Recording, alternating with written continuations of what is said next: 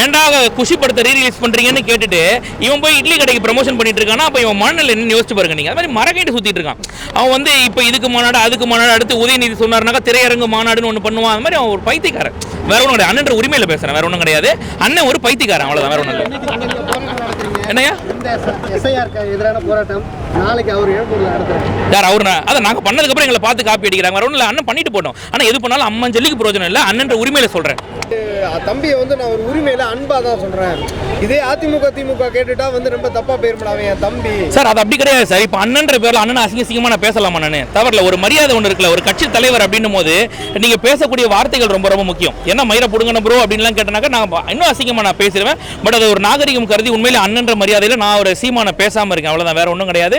அந்த அரசியல் நாகரிகம் ரொம்ப ரொம்ப முக்கியம். அது அவங்களுக்கு கிடையாது. அவங்களுக்கு மண்டியிடாத மானம் சுப்ரீம் கோர்ட்ல இங்க ஃபிளைட் பிடிச்சி போய் விஜயலட்சுமி காலில் விழுந்துட்டு வந்திருக்கு. ஊர்பட்ட விமர்சனங்கள் வச்சுட்டே போகலாம். பட் எங்களுக்கு எங்களோட வேலை அது கிடையாது. மக்களுக்கு நல்லது பண்றதா வந்திருக்கோம். அதை பத்தி தான் நாங்கள் யோசிக்கிறோம்.